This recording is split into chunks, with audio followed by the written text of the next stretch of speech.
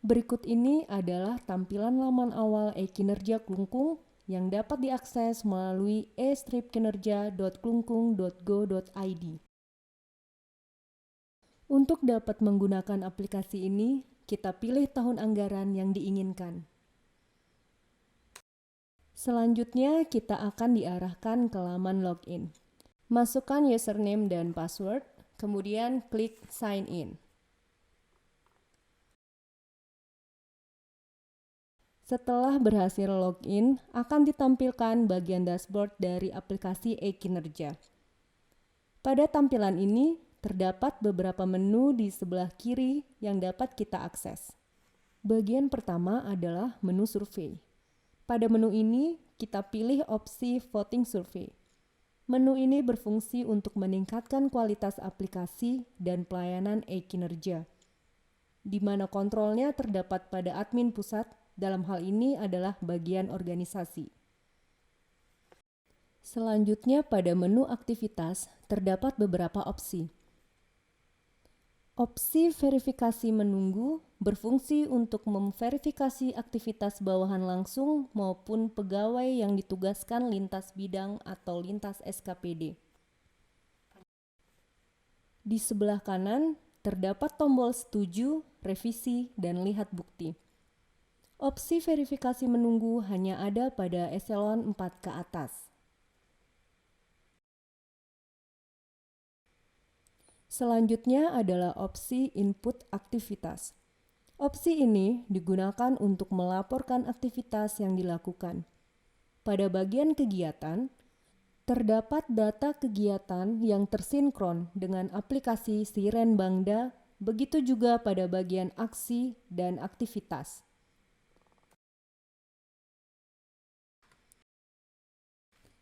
Jika pada bagian kegiatan kita memilih kegiatan umum, maka pada bagian aktivitas akan ditampilkan daftar aktivitas umum. Jika kita memilih penataan organisasi, maka akan ditampilkan daftar aktivitas teknis. Sebagai contoh, pada bagian aktivitas kita pilih melakukan aktivitas koordinasi dengan OPD atau pihak lain di dalam Provinsi Bali. Kemudian, pada bagian volume diisi dengan angka 1 yang berarti aktivitas tersebut dilakukan sebanyak 1 kali. Isikan bagian catatan, misalkan rapat teknis dengan tim e-kinerja Udayana.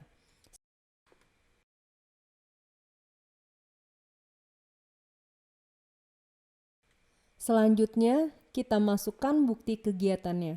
Bukti bisa berupa foto, lalu kita simpan.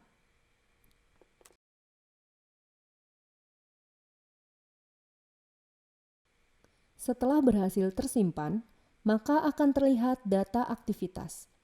Bagian berwarna hijau ini memiliki arti bahwa aktivitas tersebut belum terverifikasi atau belum disetujui maupun direvisi, bahkan mungkin ditolak oleh atasan yang menugaskan. Selanjutnya, opsi verifikasi aktivitas bawahan per pegawai. Pilih nama pegawai dan pilih bulan yang diinginkan. Sebagai contoh, pilih pegawai di bulan Juli. Lalu tekan lihat. Pada bagian kanan, terdapat 3 tombol, yaitu disetujui perintah, dalam artian perintah untuk revisi dan lihat bukti aktivitasnya. Selanjutnya ada opsi daftar aktivitas. Daftar aktivitas merangkum seluruh kegiatan pada bulan berjalan. Menu yang ketiga adalah menu masalah, yang berfungsi untuk melaporkan permasalahan apa yang dialami selama bulan berjalan. Opsi pertama adalah pelaporan masalah PK. Untuk menambah data pengaduan masalah, tekan tombol tambah pengaduan masalah. Di sini akan terlihat perjanjian kinerja atau kegiatan perjanjian kinerja yang sudah dibuat. Jika di dalam kegiatan ini terdapat kendala atau masalah, maka hal tersebut bisa dilaporkan dengan menekan tombol lapor. Pilih bulan terjadinya masalah. Pilih kategori masalah, apakah itu masalah cuaca, data, SDM, perencanaan, atau pelaksanaan, dan berikan deskripsi dari masalah yang dialami. Misalkan kita memilih masalah data pada kolom kategori masalah. Kemudian, pada kolom deskripsi masalah, kita masukkan keterangan sebagai contoh data kurang tepat. Setelah itu, tekan tombol simpan. Jadi, masalah yang telah dilaporkan akan diverifikasi oleh atasan langsung untuk diberi tanggapan. Selanjutnya, ada opsi verifikasi masalah PK. Verifikasi masalah PK ini hanya terdaftar pada eselon 4 ke atas.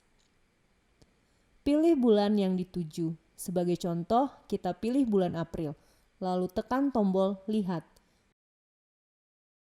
Maka akan terlihat data pegawai yang melaporkan masalah pada bulan April.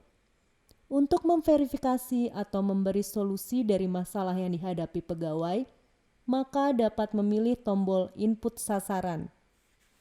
Selanjutnya, ada opsi rekap nilai kinerja yang terdapat pada menu keempat, yaitu menu rekap nilai. Opsi ini berfungsi untuk melihat perolehan TPP. Pilih bulan yang diinginkan, sebagai contoh bulan Mei, lalu tekan tombol Lihat. Sistem akan menampilkan nilai poin yang diperoleh oleh setiap pegawai, meliputi poin beban umum, beban teknis, kedisiplinan, dan rencana aksi. Poin kedisiplinan diperoleh dari sinkronisasi data aplikasi Sisenso, dan poin capaian rencana aksi merupakan hasil dari sinkronisasi aplikasi Siren Bangda. Selanjutnya, pada menu penugasan, terdapat opsi penugasan lintas bidang, yang berfungsi untuk menugaskan pegawai ke bidang lain. Misalkan, pegawai bidang perencanaan ditugaskan ke bidang lain. Pilih tambah penugasan lintas bidang, pilih kegiatan yang akan ditugaskan, pilih subkegiatannya. Tuliskan pekerjaan yang akan dilakukan oleh pegawai, sebagai contoh, membuat laporan pelayanan publik.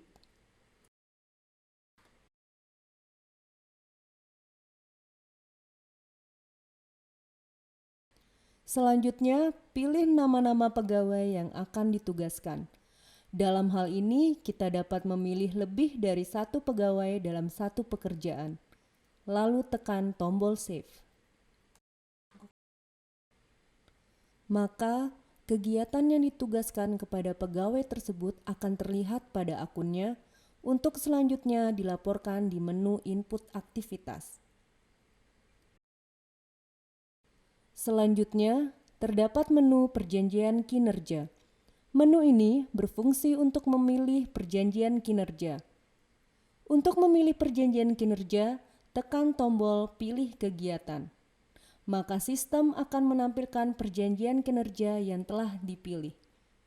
Untuk mencetak perjanjian kinerja yang telah dipilih, tekan tombol Cetak Perjanjian Kinerja. Masukkan tanggal yang menjadi waktu penandatanganan perjanjian. Sebagai contoh, kita pilih tanggal 21 Juli 2021, lalu tekan tombol proses. Maka sistem akan menampilkan anggaran yang dibuat untuk selanjutnya ditandatangani oleh atasan.